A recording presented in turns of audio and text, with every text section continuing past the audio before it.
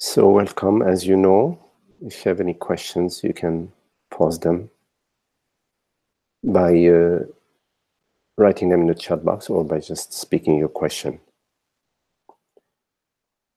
Also, if you are watching on YouTube, you can also formulate a brief question in the chat box, and I will be checking the YouTube channel during this meeting, and I will be able to answer the questions or just chat with you.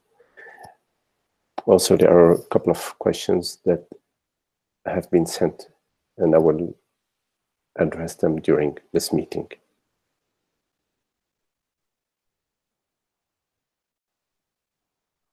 So for now,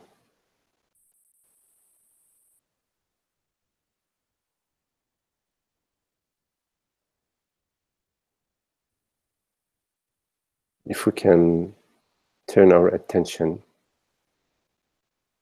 to that which is not perceived, that which perceives. So it's not turning your attention via the senses, because the senses perceive objects, perceive forms.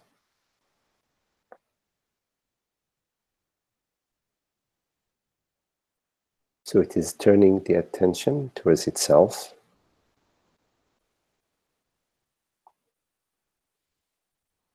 and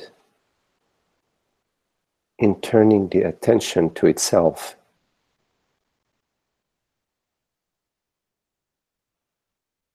it can be noticed that there is no one, in fact, doing anything.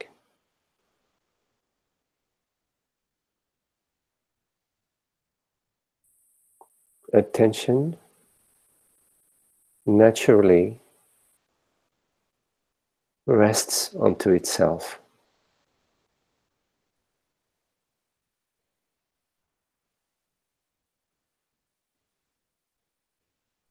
And in this resting,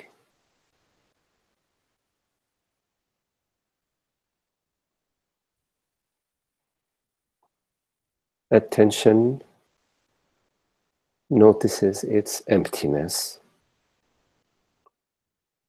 its full emptiness.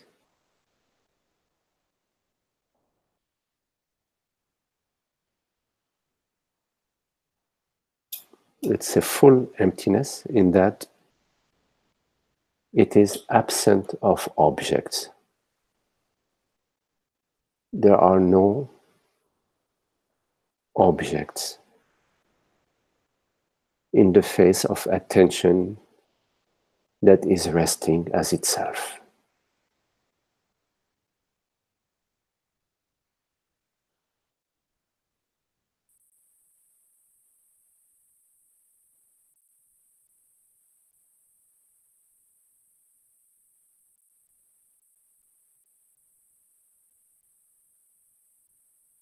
And in the absence of objects, there is the absence of a subject.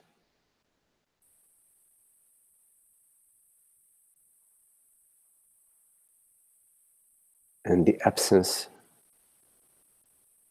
of the object and subject is this attention resting as itself. The light shining onto itself, from itself, as itself, to itself.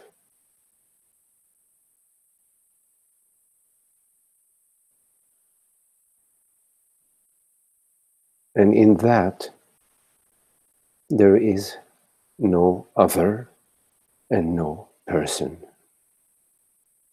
There is no separate self. There is no separation. There is no this or that. The entire realm is illuminated within itself, by its own luminosity.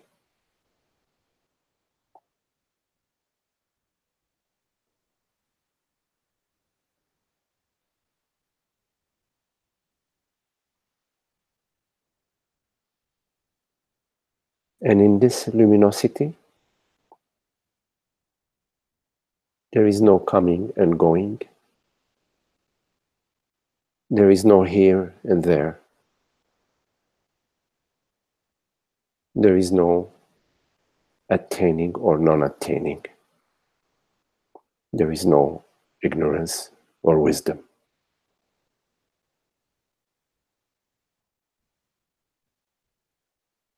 In the absence of a separate self.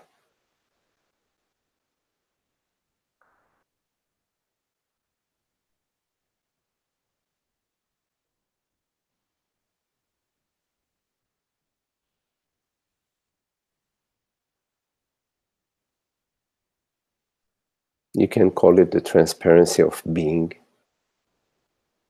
You can call it peace, causeless peace, absolute peace, absolute well-being, absolute freedom. And in that, there is no threat. Nothing can threaten you. Nothing can come at you, since the you is not an object. There is no personal self in the shining light of being.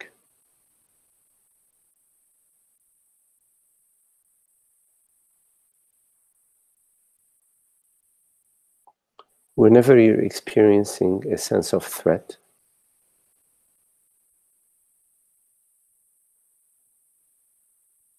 you have personalized yourself and you have objectified something that you refer to as the world. You have conceptualized matter and you are experiencing yourself as an object, as somebody that is existing in time and space, overlooking that being.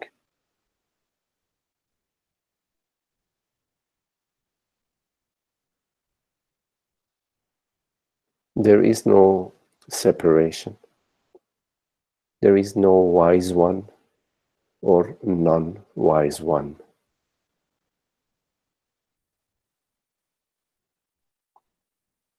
This is relative language of the wise and the unwise that do not refer to the reality of being awareness.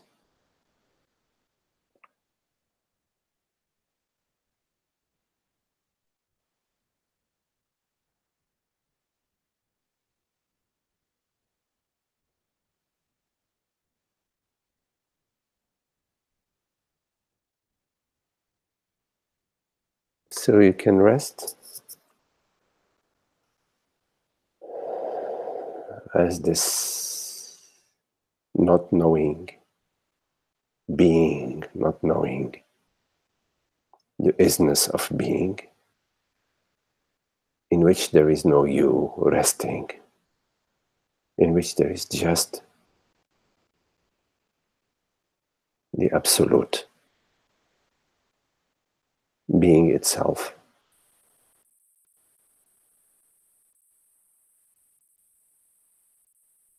And what we refer to as I is that. I am that. But it's not a personal I. It's not the I that the personal mind refers to. It is the I that has no name and no form, no age and no shape. That nothing comes at it, that does not hold on to anything, that does not retain anything, that does not seek anything, that is not trying to show off its image or trying to defend its image or trying to polish its image. It is the I that has no image, that is unopposed.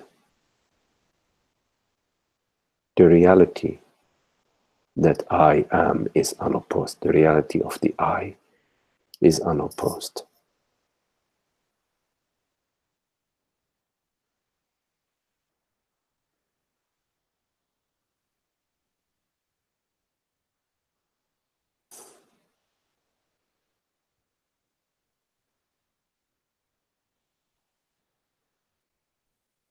When you perceive yourself as an object in time and space, when you perceive yourself as a man or a woman, as somebody, you will inevitably experience opposition.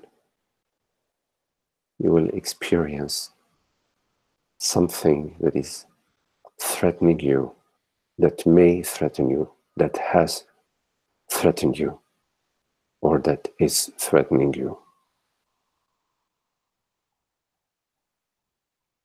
Because you have opted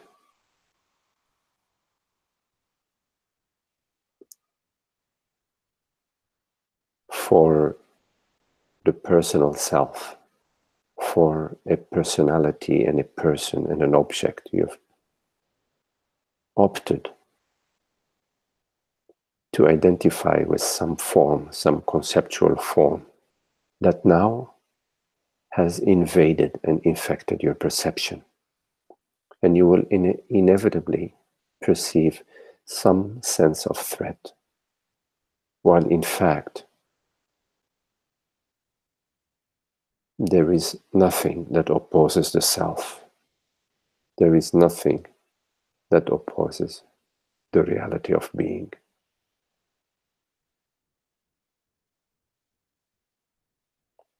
Whenever you are contracting, you are experiencing yourself as somebody and another as somebody else. And there is a split, a division within your being. And you experience that internal schism, that internal conflict, that internal contradiction.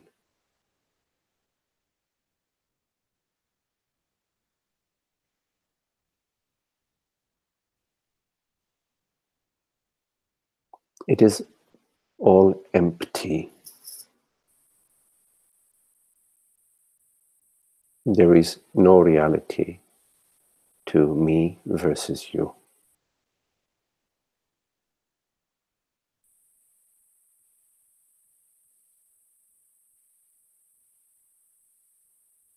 When you are a person, your mind becomes a personal mind. It is invaded by the personal structures. The senses become invaded by the personal belief and by the personal feelings. And whenever you're perceiving with your senses, or whenever you're perceiving with your mind, you will perceive objects and subjects. And you will perceive the sense of threat, and you will perceive that there is something coming at you, or maybe coming at you. And you will experience yourself existing in time and space. You will experience yourself in internal argument and in external arguments that are completely empty, because behind them is the illusion of separation.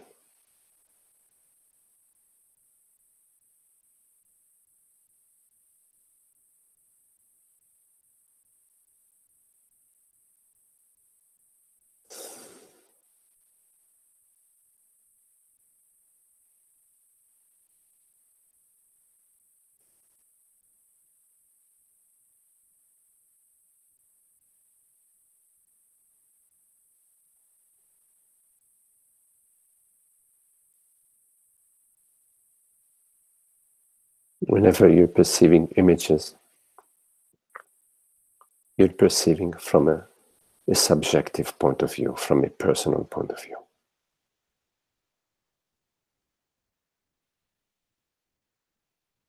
You separate yourself and you perceive an image.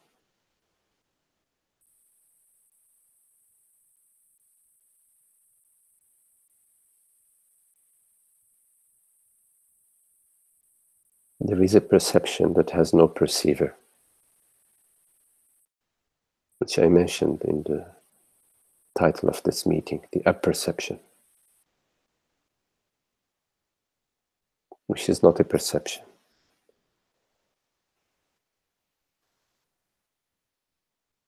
Perceiving without a perceiver.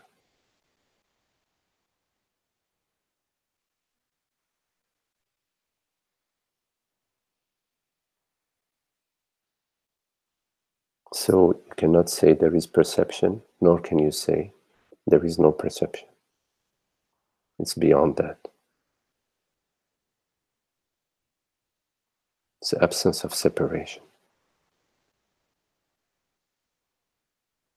which is clouded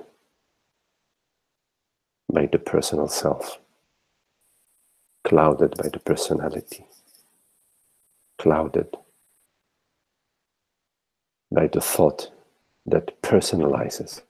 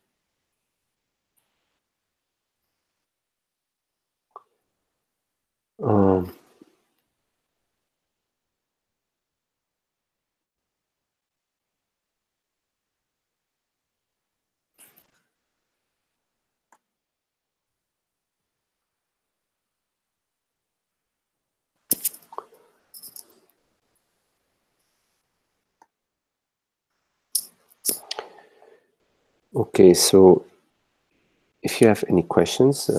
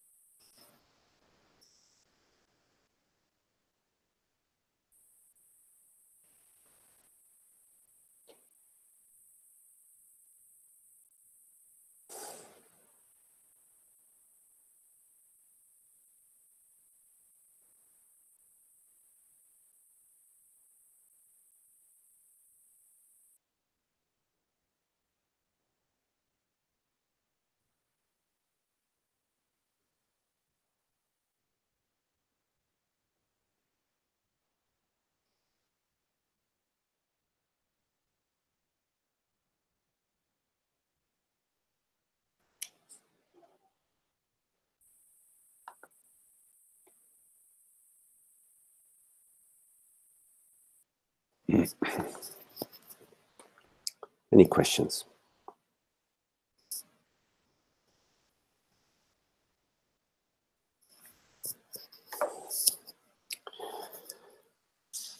Okay, so I will address the question, Esther. Hello, Esther.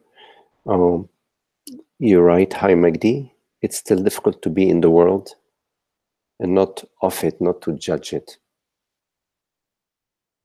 When anyone says 7 billion and so few are awake and so many choose ignorance, the mind runs with familiar judgments. Like, how can one awaken if grace determines everything? And lots of crap like that.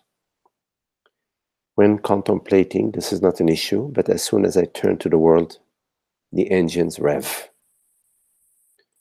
Please speak to this passion and non-judgment in the marketplace. Thanks and love, Esther.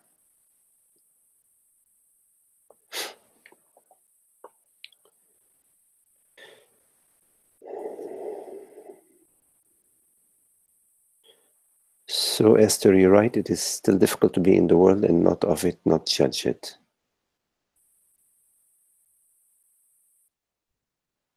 How can one awaken if grace determines everything?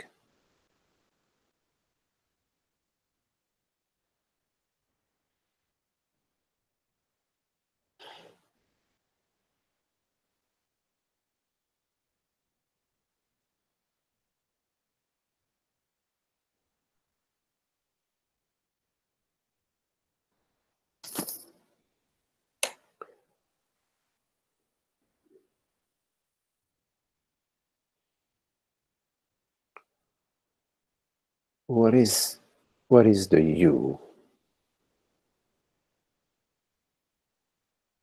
What is the I?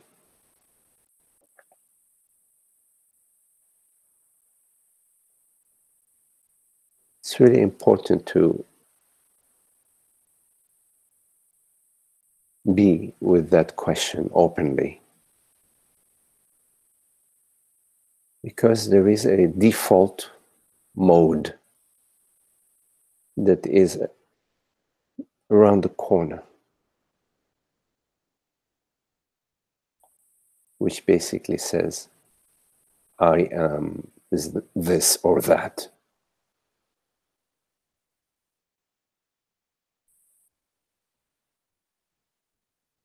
But the I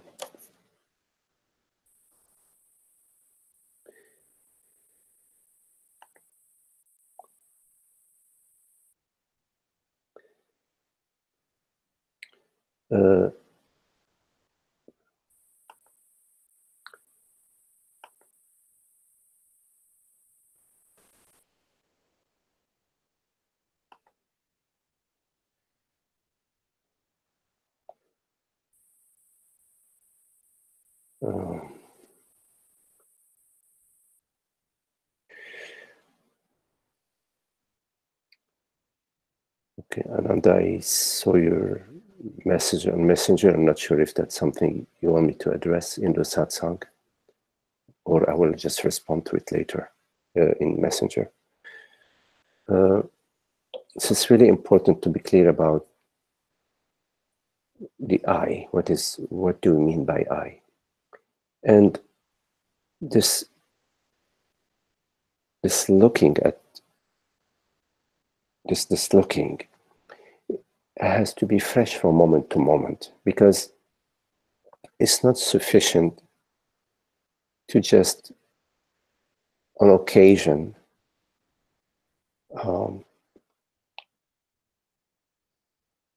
be noticing this tendency to be a person. But from moment to moment, to be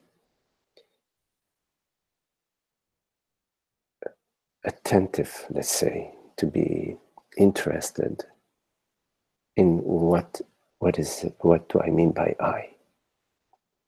Whenever we're referring to I as somebody or something, some form or something, we have objectified that which is not objective. We have personified that which is not personal, which is universal. And in doing so,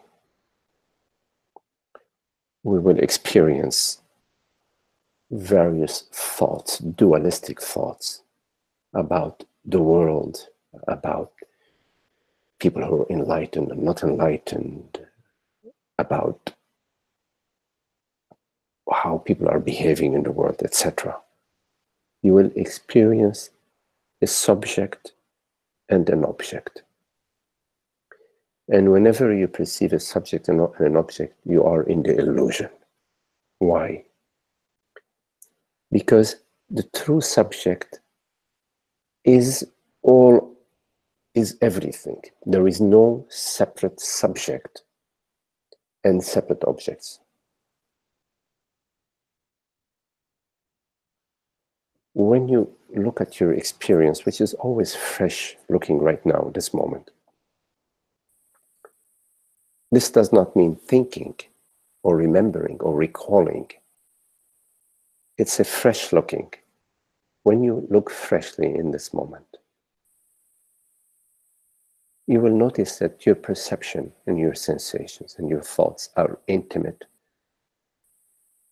with your very self, meaning they're zero distance from your very self. There is nothing that in fact you experience outside of yourself. You do not experience something out there.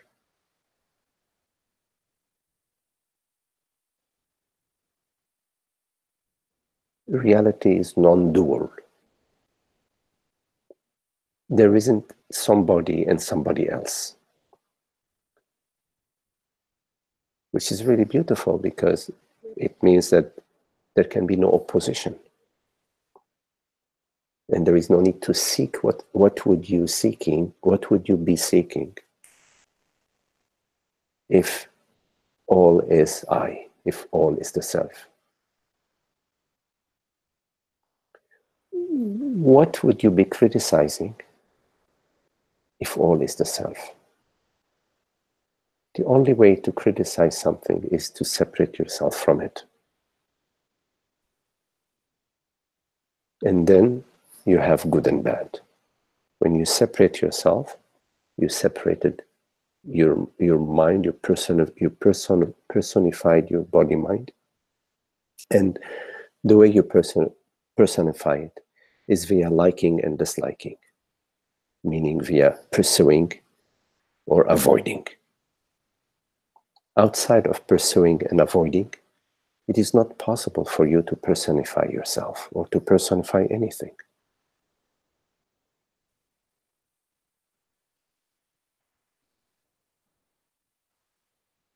The way the self manifests is in seeking and pursuing and avoiding, which are thoughts, which are illusions, because in fact, pursuing. So in fact, there is nothing to practice because there is no one to practice any practice. There is no one. You are that. You are that. All is that. There is nothing that is separate from yourself.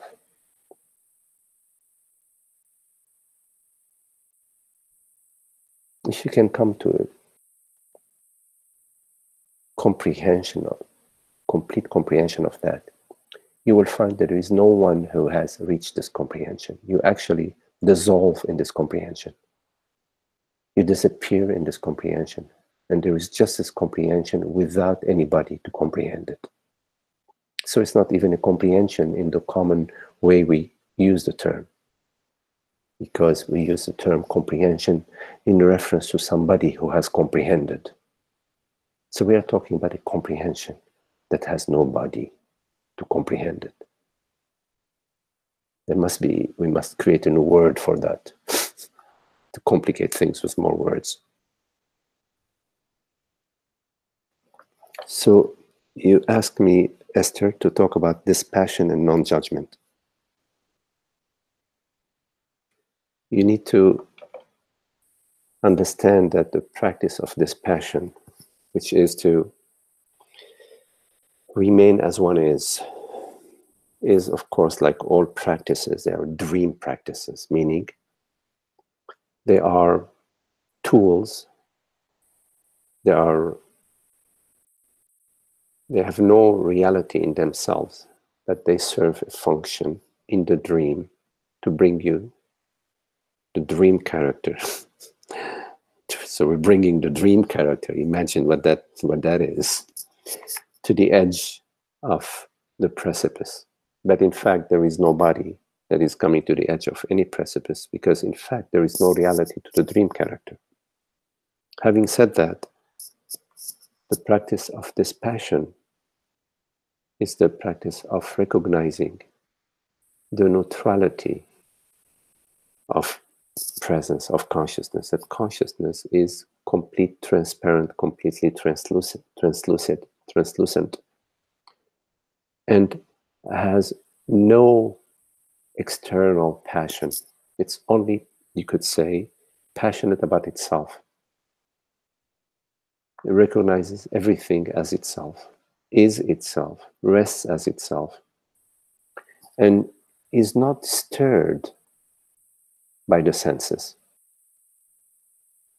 Is not stirred by thoughts, perceptions, and sensations. If you look at how we live, speaking generically, we are living topsy-turvy with every emotion. We go up and down with every thought. We're happy with a positive thought. We're unhappy with a negative thought. We are like the yo-yo. We go down the string and then we get pulled back up like a cork on top of the wave, the ocean. That is not dispassion. Dispassion is resting as one is, resting as isness. Isness is not seeking anything, is not trying to fix anything, is not trying to go anywhere, is not trying to attain anything. It recognizes its isness and rests as its isness. So this passion is isness recognizing its isness, its stillness, its silent presence, and rests as that, meaning does not pursue anything in the world, body, mind. This does not mean you become a moron and you don't go and eat when you're hungry, or you don't go fill your car with gas when it's getting low on fuel. I'm saying that because some people sometimes make this statement. That's not what I'm talking about.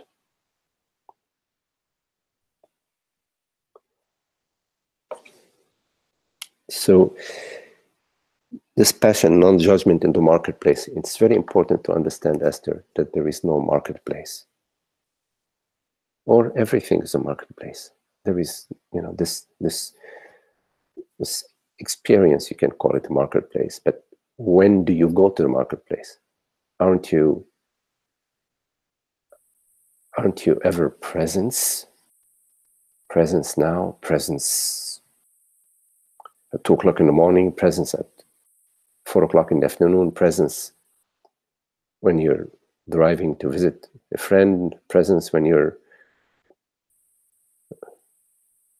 reading a novel, whatever. It's always presence. When do you go to a marketplace? What is that? Do not divide anything. Don't divide yourself into spiritual and worldly, into satsang and non-satsang. All is satsang. All is isness. All is reality. All is truth. Division is illusion. Division is false. Separation is false. To speak of a marketplace and non-marketplace is false.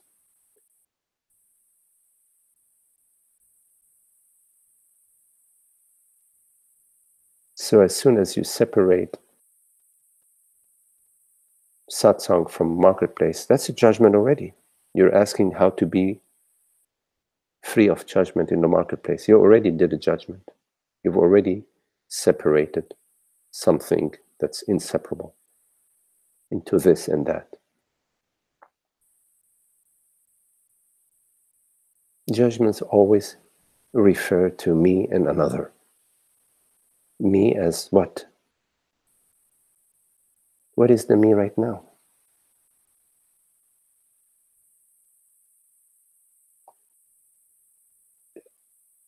Isn't it completely transparent? Presence, awareness, whatever the word is, no words. What is it that judges? What is it seeking to defend itself, to protect itself, to be better than the other. What is it? What is its reality? It has no reality. It's all empty. It's all echo.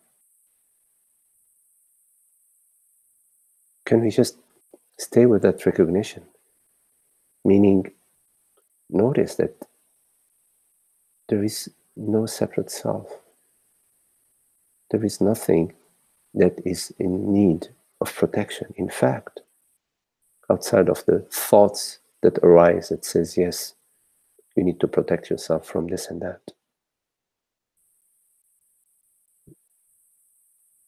And then we believe the thoughts and we start feeling the threat, we start feeling upset. Internal stirring, upset about this or that. Next thought arises with images about him or her, what they did, what they didn't do. And so in that process, we're personifying ourselves and objectifying the other.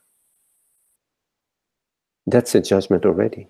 As soon as there is division, there is judgment. It's impossible for there to be division without judgment. They go hand in hand.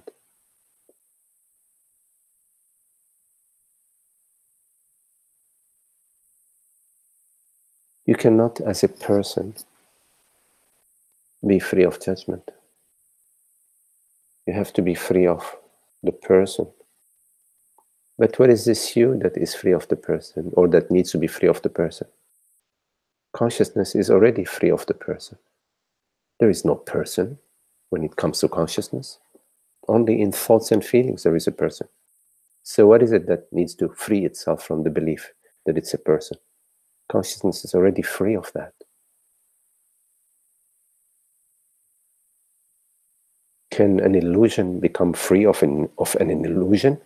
Can the separate self become free of the separate self?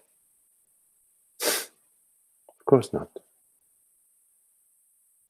Can Santa Claus be free of the belief in the tooth fairy? Of course not. Because Santa Claus in itself is a belief. So in fact, there isn't any such thing as freeing yourself from ignorance. There is no separation, and the whole experience of ignorance is empty and illusory.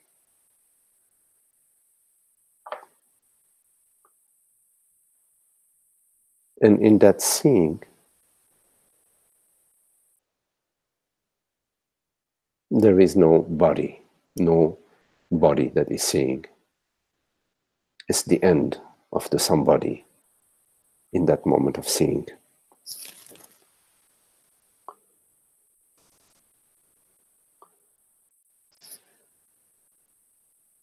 Okay, Esther?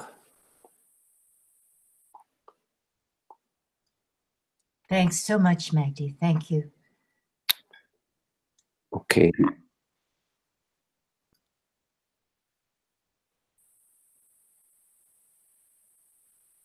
You say, how can one awaken if grace determines everything? Grace doesn't determine anything, Esther. Grace is everything. There is only grace. It determines everything to whom? You know? Everything is grace. There's but grace. You can say the self or God or consciousness or presence or one reality, non-duality. Everything is non-dual. Emmanuel, okay, you're right. It seems to me, and that's on the YouTube channel, that the anxiety this organism experiences is a result of the sense of separation. Yes. Yes.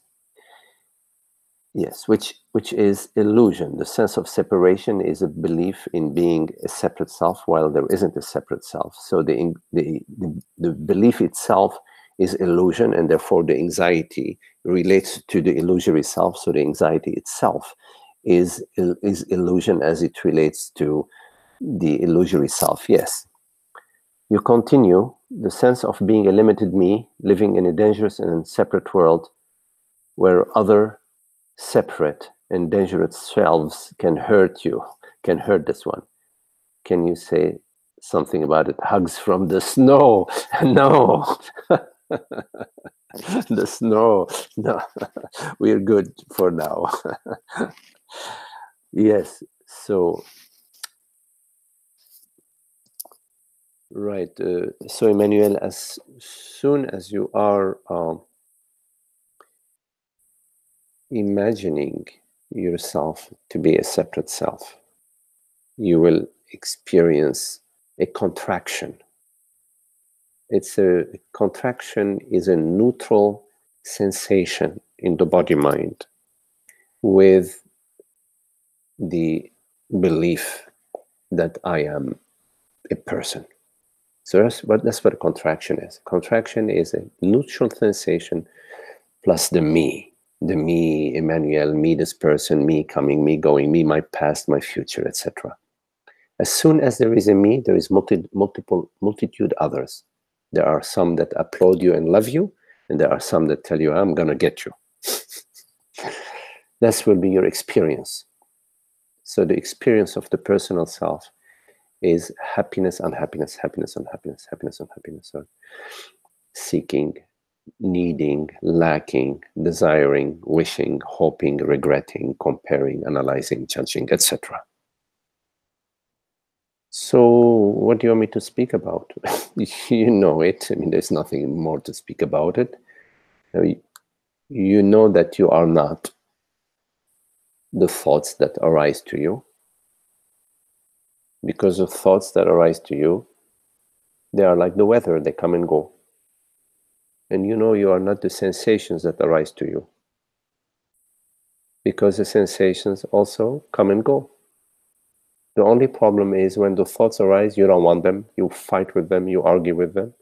When the feelings arises, when the emotions arise, you argue with them, you don't want them, you whine and you cry and you say, no, why is this happening to me? I'm feeling like this and like that. And you start spinning and spinning. You are resisting. And you're resisting because you believe that you are a personal self. You believe that there is something else to experience. You believe there is something else. You're hoping for something else. You're praying for something else. You're asking for something else. You're asking yourself for something else. But there is nothing else. In fact, there is nothing. There is nothing happening. There is nothing happening. There are dream events. There are dream events.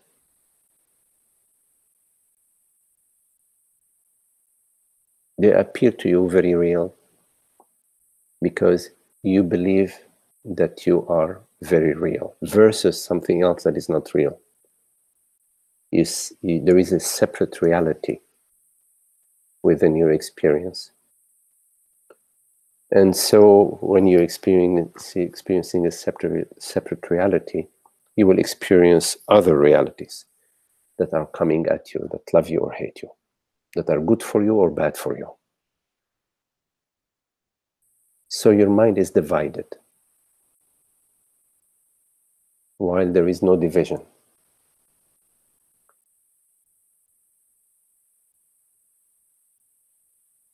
Notice the vastness of being. Notice the transparency of being. Not just the thoughts that are arising. Okay, let them thoughts arise. But notice that which does not arise. That which does not come and go. It's there. It's there. That which does not come and go. That which has no name, no age, nothing burns it, cuts it, hurts it. Notice that. Notice that. Notice the reality of presence that is not phenomenal. It's not, I'm not talking about the presence of a sensation or of a thought or of a feeling, just presence, the non-phenomenal reality of presence, of beingness, whatever the words, don't matter. Notice that is untouched, and untouchable, unmoved, unstirred.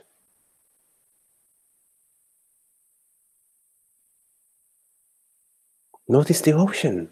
Notice the peace, the stillness.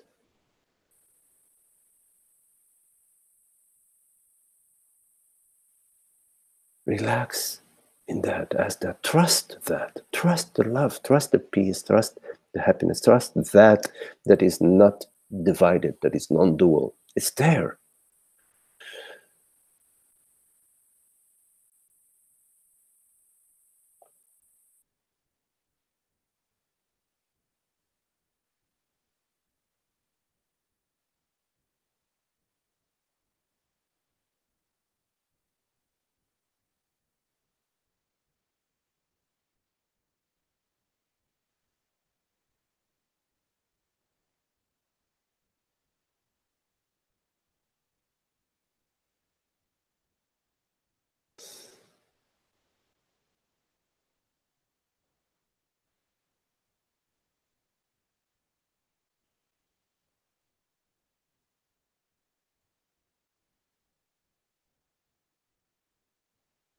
You are not the weather.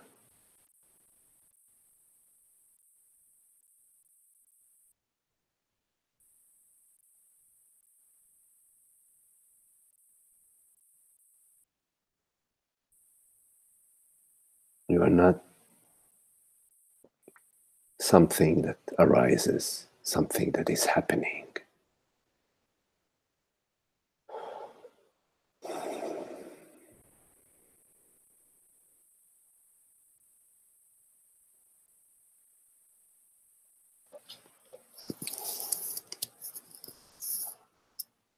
Okay.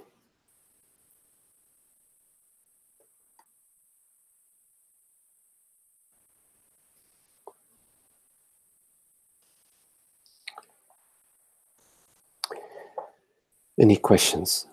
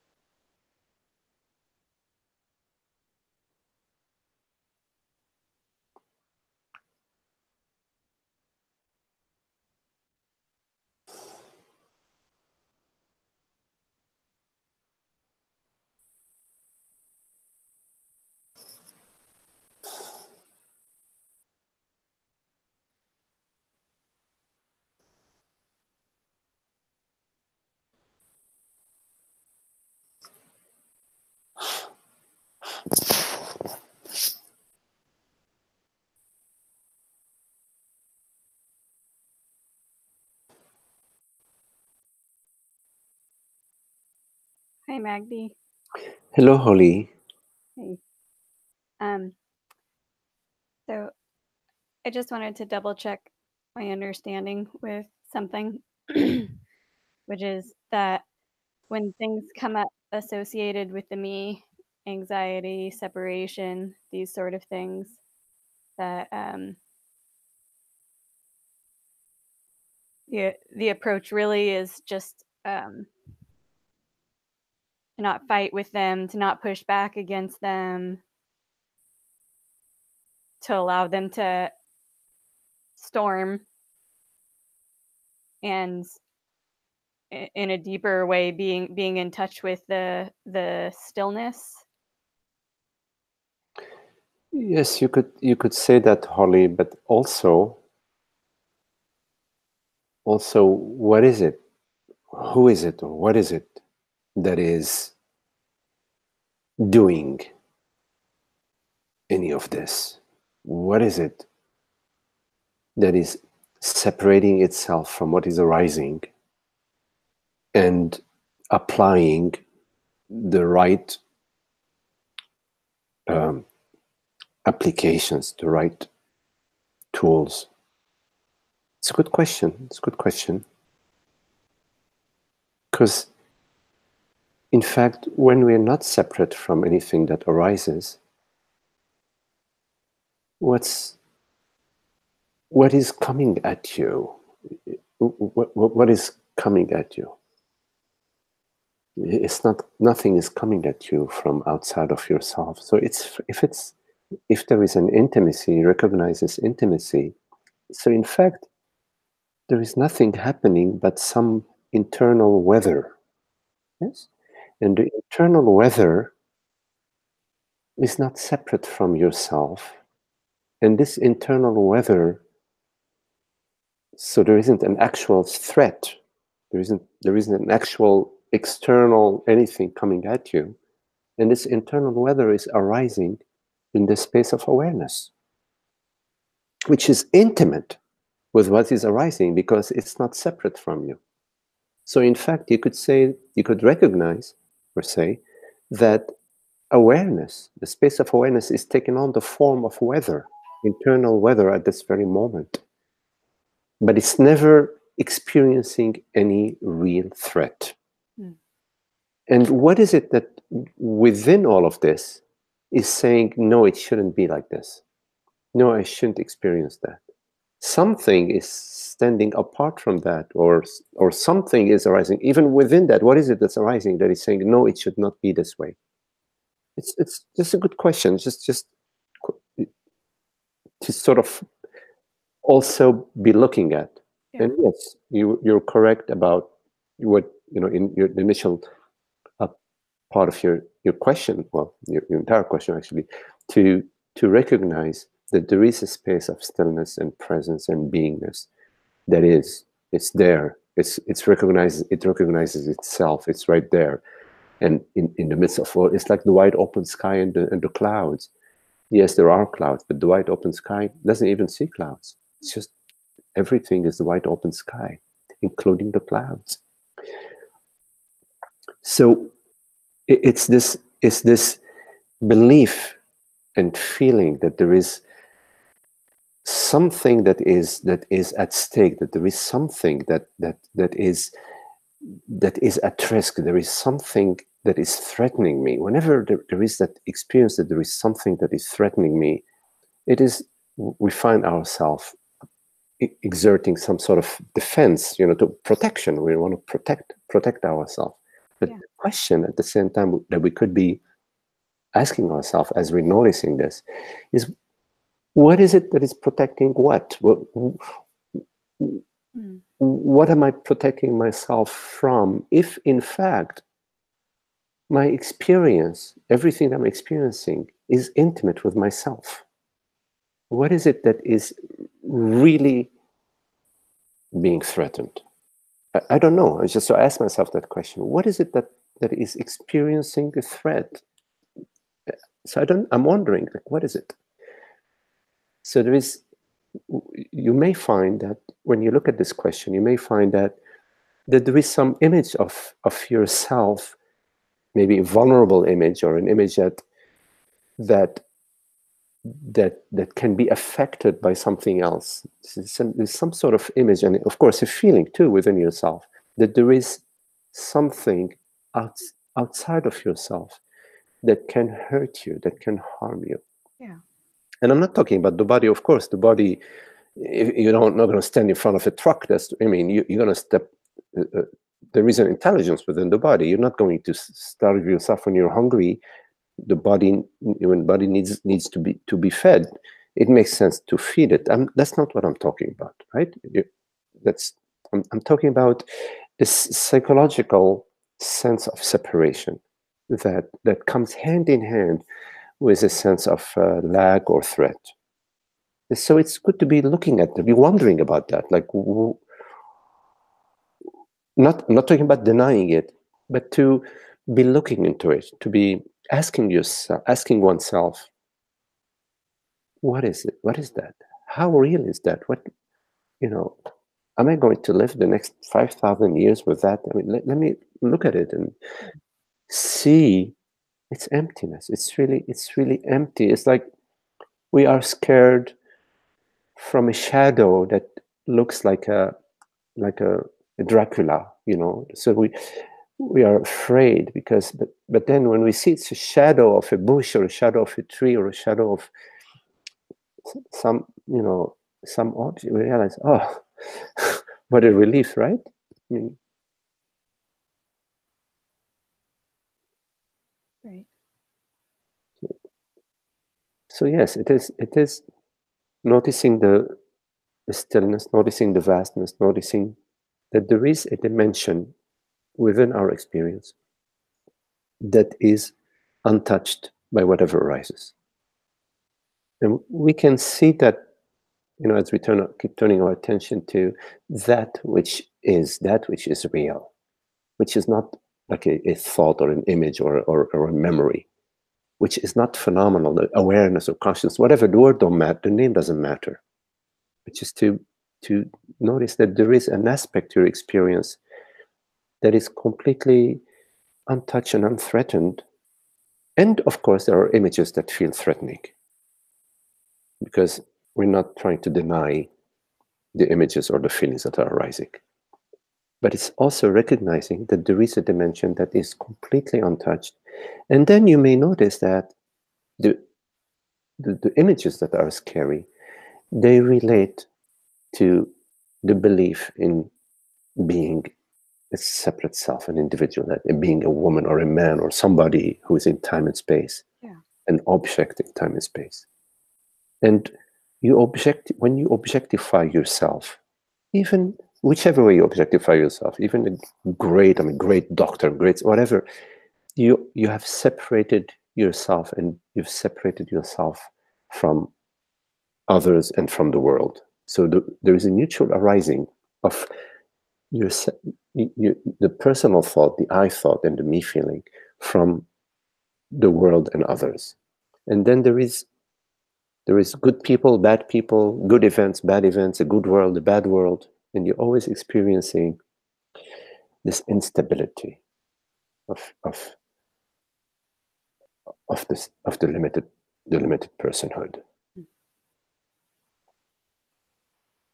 So in your question, I just want to point that in your question, like what is the right thing to do?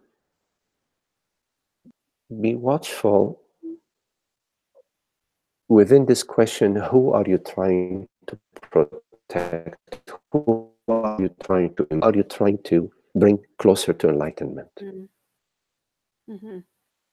You see, because then you're in the process of time and space, and you're in the process of the personal self that's trying to get enlightened. Yeah.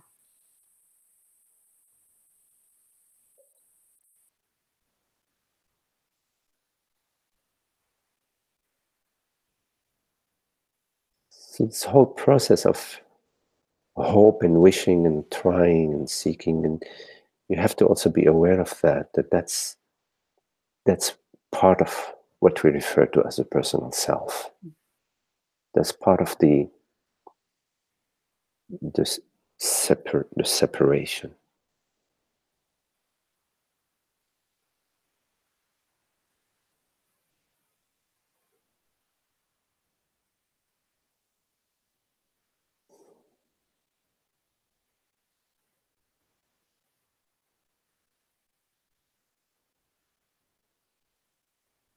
And in our experience, this very moment,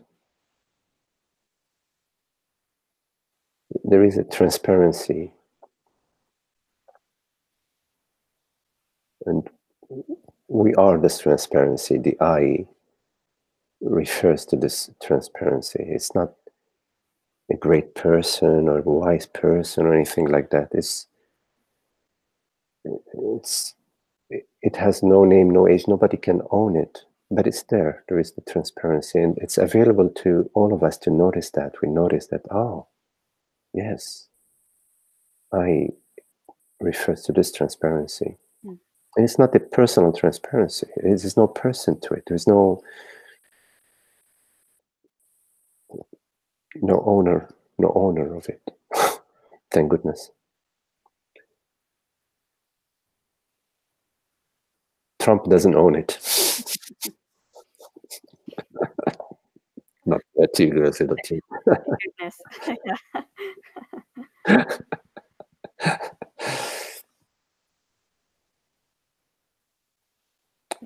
Thank you. Yeah. Okay, Holly. Yeah.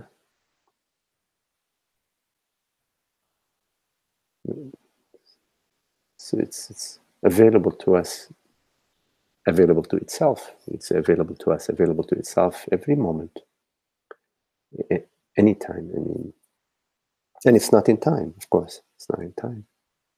But to notice the transparency. So what is it that notices it? It notices itself. It's really sort of, it goes against our regular way of thinking. Our regular way of thinking is subject is experiencing an object. But we're talking about not the standard way of noticing. It's a noticing that's within that presence itself is the very noticing. It's within itself. So we say awareness is aware that it's aware. It's inherent within awareness is its awareness of its own awareness.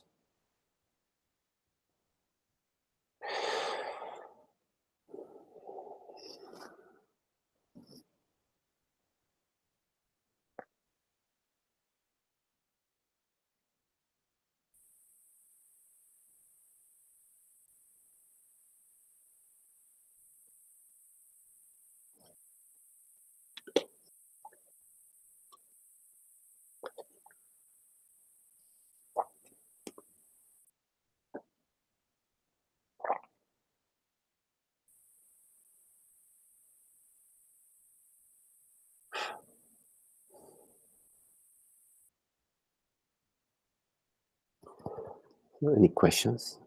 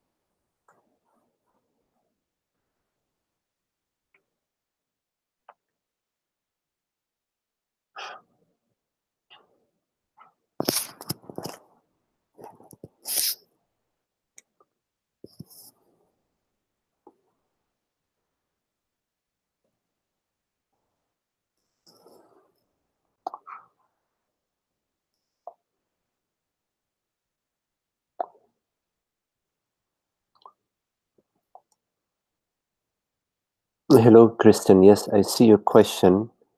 You're right, Magdi. It is simple. We are either presence, or in the ego mind.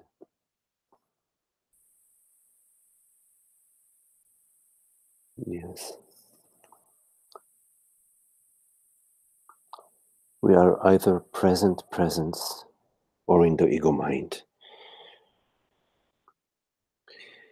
Yes, I could say yes to that, Kristen. But I also wonder, what do you mean by we? That we are either presence, or in the ego mind. So yes, it resonates, but I also wonder, what do you mean by we? Because presence is presence to itself, within itself. It's non-dual. There is no we in it. So, of course, in the relative realm of language, there are the limitations of the language, which are phenomenal. But in present presence, there is no I, there is no we. But yes, either in the absolute sense, there is no ignorance. So you could say we are either awake or we are dreaming that we are a character. But when we put them on the same level, when we say to be awake and to be dreaming that we are a character, we are giving reality both to the dream, either the dream is real or the ignorance is real. In fact, ignorance is not real. There is no such thing as ignorance. And yet, when there is the belief in being a person, the feeling of being a person, it is as if truth is veiled, reality is veiled, but not really. So it's really sort of a little bit tricky to speak about it because of the limitation of language. The veil is not a real veil. There is no real veil. And yet one could not say that there is no veil. So it's yes and it's no.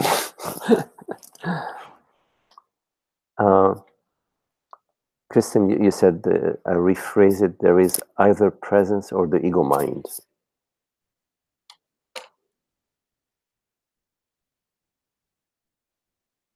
But what's the ego mind, right? I mean, is there an ego mind? When you look for the ego mind, is there an ego mind? There is no ego mind. We are never Santa Claus. When we dream we're the pink flying elephant, we're not the pink flying elephant. There is no pink flying elephant.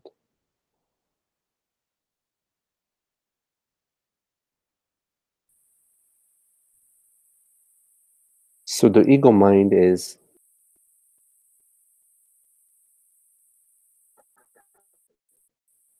like the lake. You see the reflection of the moon on the surface of the pond, but the moon is not there. There is actually no moon there in the pond.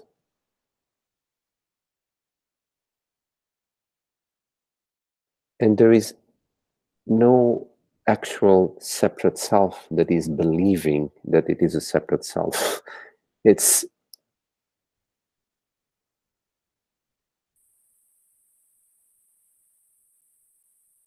difficult to speak about it. We use the term illusion. Like the magician cut the lady in two with the saw, but in fact, he didn't.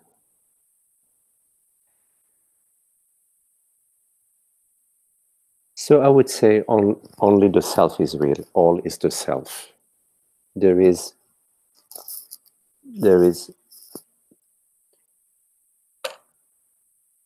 non-dual reality is. I wouldn't say there is. It's isness. Is non-dual isness is to itself, within itself, knows itself, from itself, by itself.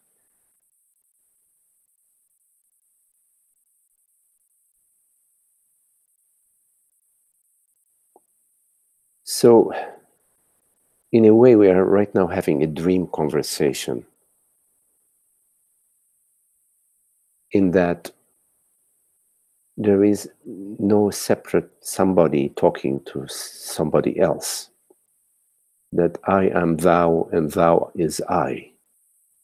There is only one awareness, which it's non-dual. Non-dual reality. Reality is non-dual.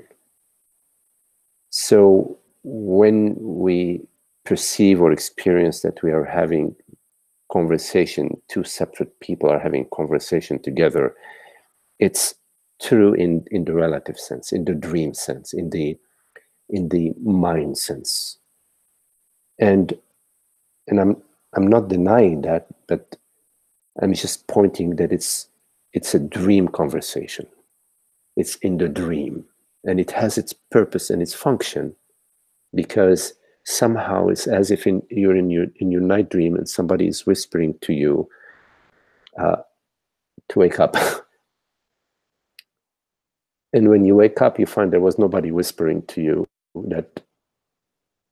that you were the whisper.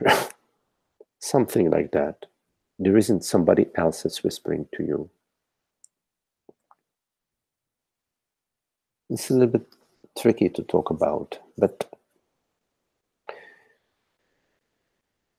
we try.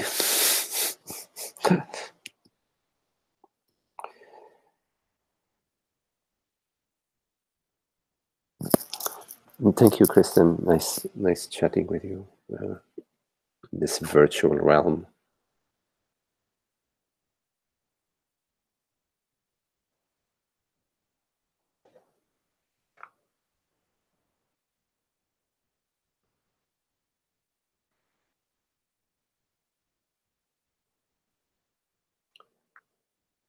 Any questions?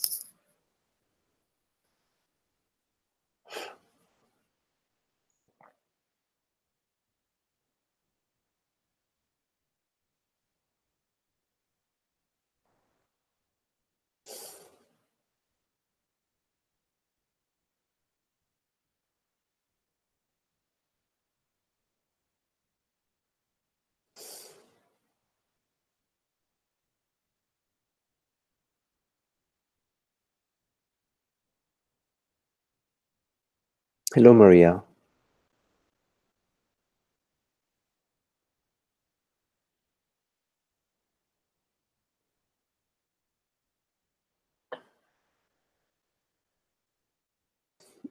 Okay, Maria, you're right. Can you comment on this poem by Emily Dickinson?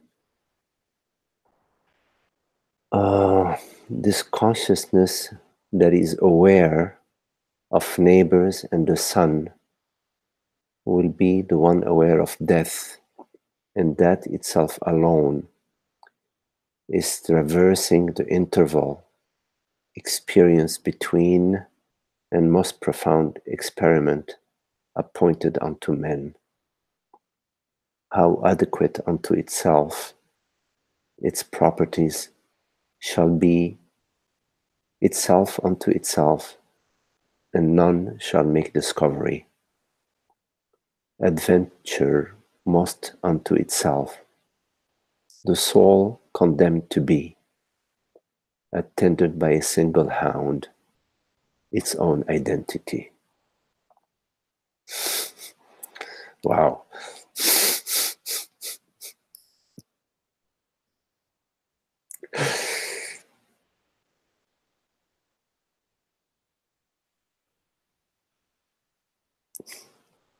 You know, it's amazing how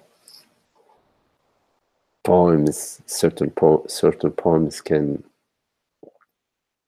sort of refer to something beyond, and they sort of allude and evoke something that it's not tangible. And I sense that in reading this poem, that it sort of evokes something that you cannot grasp, that's not tangible. And that's really beautiful. So that's my comment, Maria.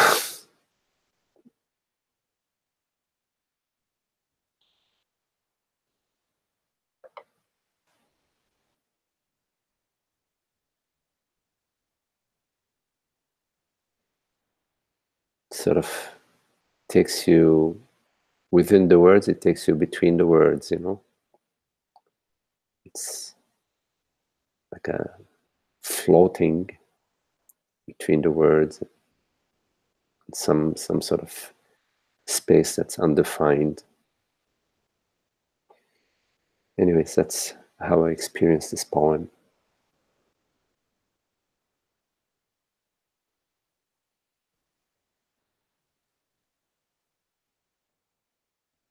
Thank you for sharing it.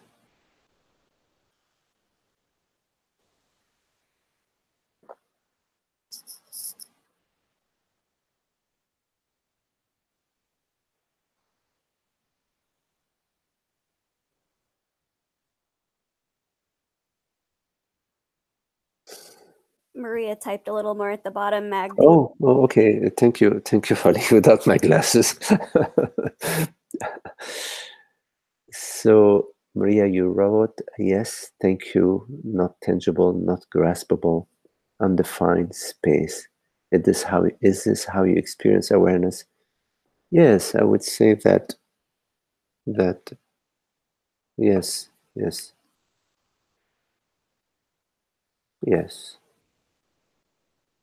But I would also say that there isn't, in fact, an I that is experiencing awareness, which is what makes it ungraspable and undefined.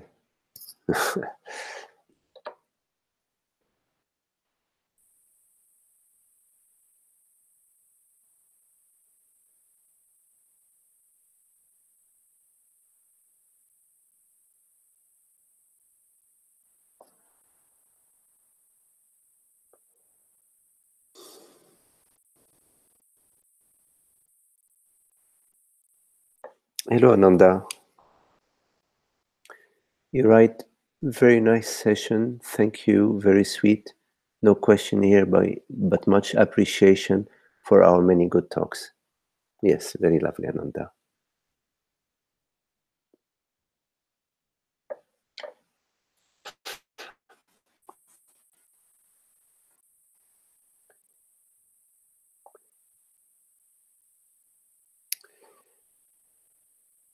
Well, if there aren't any more questions, then namaste. Thank you, and people on YouTube also for watching.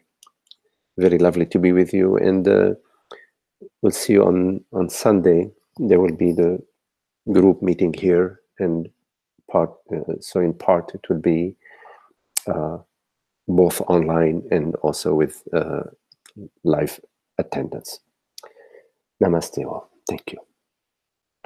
Thank you, Magdi. Thank you. Thank you all. Thanks, Meg. Thank you. Very lovely.